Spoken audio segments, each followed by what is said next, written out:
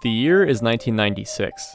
PC gaming has taken off to a new level and has swept the market with critically acclaimed titles. While games like Quake, Doom, and Duke Nukem were busy dominating the FPS scene and popularizing the genre, a small company by the name of Crow Team started working on the development of an original FPS title of their very own. This game would at first be titled as In the Flesh, and was aimed with the intent to make a first-person shooter in a horror-based setting. The game wouldn't officially see release until 2001 and underwent numerous changes over the years, changes such as the developers creating their own in-game engine, dropping the horror setting they initially planned in favor of brighter colored levels and open environments, and finally renaming the game from In the Flesh to a tongue-in-cheek title to match their story and their not-so-serious protagonist, Serious Sam. Serious Sam was one of the first mature PC games I ever played growing up in my childhood home.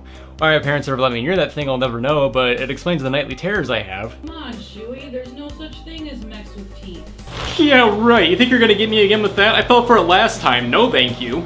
In my opinion, it's one of the lesser known and less talked about FPS games out there due to being overshadowed by other games like Doom and Quake, understandably so. But despite all that, I've always had a bit of a guilty soft spot for this game. So in today's video, I wanted to show you guys why I love this game so much and why I think you should play it. Let's talk about it. If you didn't know or have never heard of the series, Serious Sam is a niche, semi-arena based shooter series that's been going on for a long time. In fact, it just recently celebrated its 20th year anniversary, spanning several games across 2 decades. But today, we're going to be talking about Sam's first adventure, the one that came out first on PC and started it all on March 21st of 2001, Serious Sam, The First Encounter. So, one has to ask themselves looking at it, what can I expect from a game like Serious Sam? Well,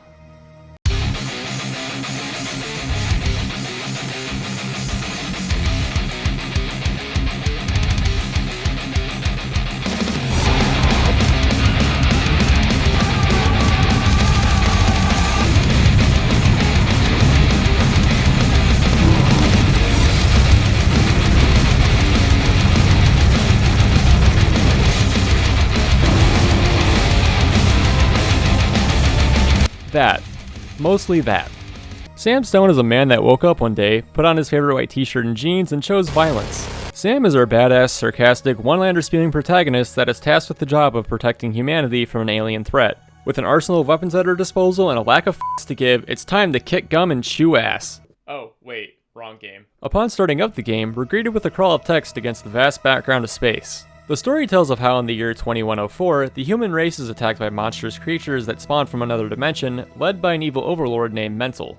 Try as they might, wave after wave of monsters conquer planet after planet. With the other planets destroyed, the aliens finally make their way to Earth with plans to destroy it. With the planet hanging in the balance, the world leaders must turn to one man who has fought off the alien threat before. Earth's last hope, Serious Yeehaw Doomslayer Sam. Using a device called the Time Lock that has the power to summon a person back in time, they send Sam back to the year of 1378 BC in Egypt to put a stop to the alien threat. The music kicks in, Sam makes his grand entrance, and we're ready to kick some ass. Before each level, you have a mission briefing with who I assume is one of the world leaders. It provides more insight into the story and what your objective is for that mission. To find out more about the alien threat that attacked our planet, we have to make our way to the city of Memphis and the city of Thebes. Thebes? Thebes? Thebes? I don't know, you get what I'm trying to say. But before that, we're supposed to gather the 4 elements to gain entrance into these cities. So not only is this game an arena shooter, it's also a classic RPG. Take that, Final Fantasy. Before we jump right in and dive into things, for the sake of context and quality, I'm going to be playing the HD version of the first game.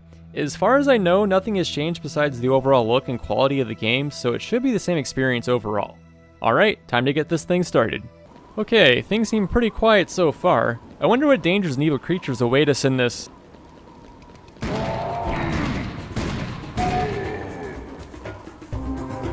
I'm sorry, wait a minute. Did that person have a saw for a head? Did I miss something? If you're wondering, no, you didn't imagine that.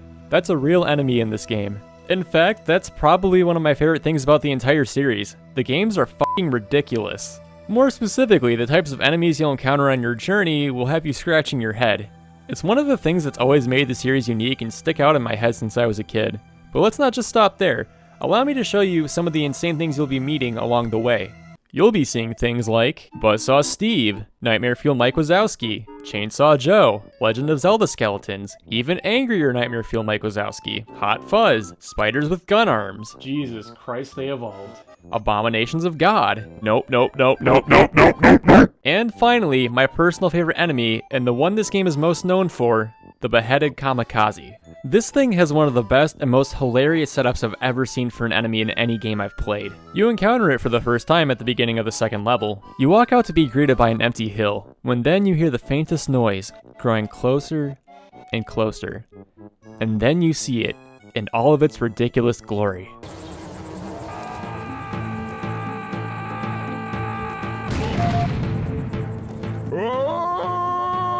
Yourself. So then you kill it. Okay, only took a couple shots, no big deal. But then it gets worse, because then one voice becomes a choir of incoming death. Oh god, oh jeez, oh god, get off me, oh god, there's so many, Jesus Christ, oh god, god, please. The first time I saw this thing, I was both stunned and laughing my ass off. It went a little something like this.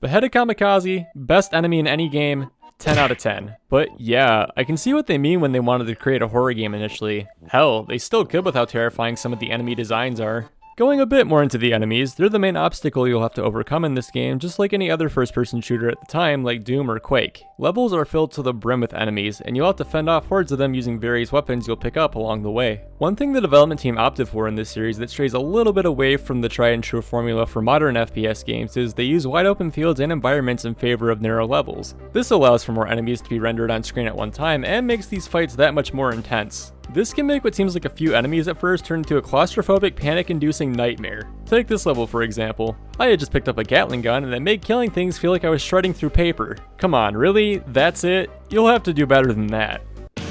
Hey, does anyone else hear music? Oh god, someone help. I made a huge mistake, I'm drowning. There's skeletons everywhere, they're trying to induct me in the skeleton army, help! On the surface, the gameplay may seem simple, but this game can be super punishing. I played this game on normal difficulty, and it could have just been because I don't play FPS games often and just suck at them, but I died. A lot. In games like these, it's easy to pick up the heaviest firing weapon, or the one you think is best and just fire away thinking it'll take care of all your problems. But the truth is, this game punishes you for not prioritizing your weapons. Different weapons are best suited against different types of enemies, so it's best to use multiple during big battles if you want to be successful. On top of that, the game naturally ups its difficulty with each level by introducing newer and harder enemies. So hard enemies you encounter at the end of an earlier level that show up once or twice will most likely become common and everywhere in later levels, making fights that much more challenging. But besides the enemies, let's talk about the gameplay in general. How does it feel? Well, honestly, in my opinion, the gameplay feels amazing.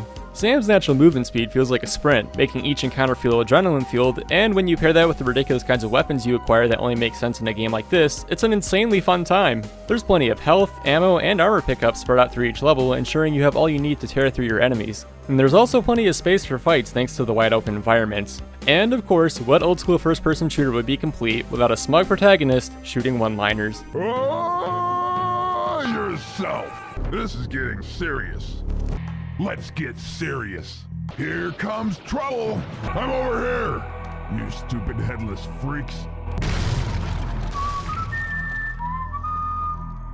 I love this game. But as much as I love this game, I do have to give a bit of a disclaimer to those who have never tried this series and want to play this for themselves. This game is hard. Like, really hard. And that statement may be coming from someone who doesn't play these kinds of games often, but I even found myself having trouble and unable to finish certain levels on normal difficulty.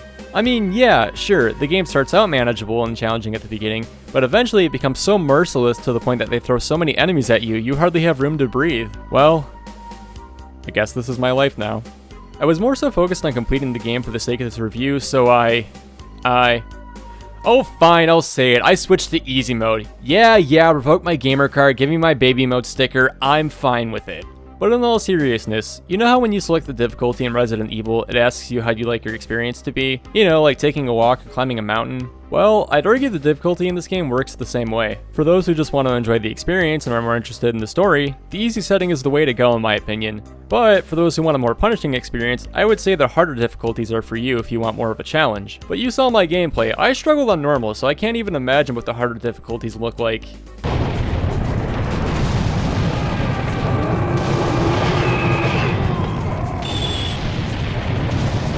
Oh, like that.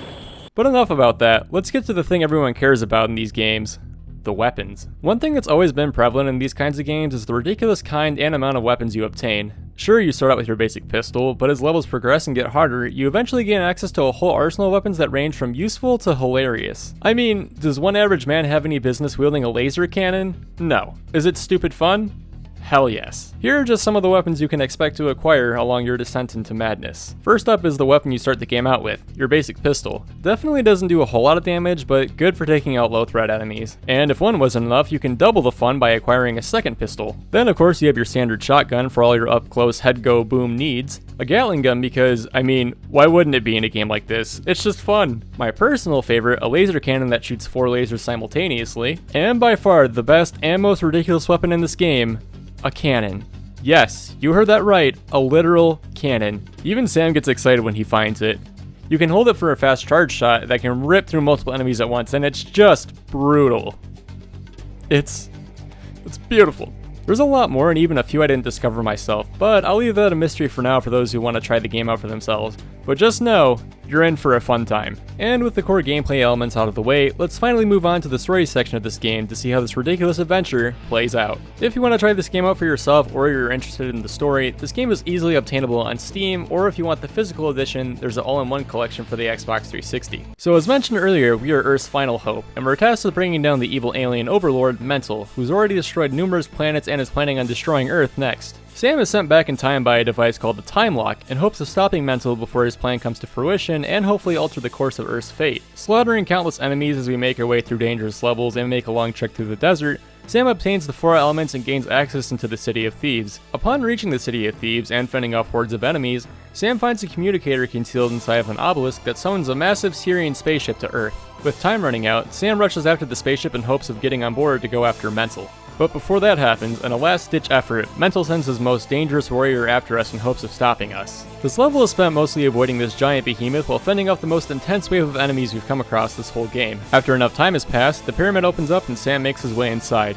Once inside, we're teleported to a spacious arena-looking area where we have one final showdown with this massive monster. The final boss fight is pretty easy for the most part. You can weaken it by unloading your most powerful weapons on it, and once it's weak enough, you step on these launch pads and fly through these 4 rings. Once all the rings have been activated, a giant laser descends from above, wiping out the monster once and for all. With the final obstacle out of the way, we're beamed into the spaceship. With Mental dead in our sights, Sam makes a quick phone call before the game comes to a close.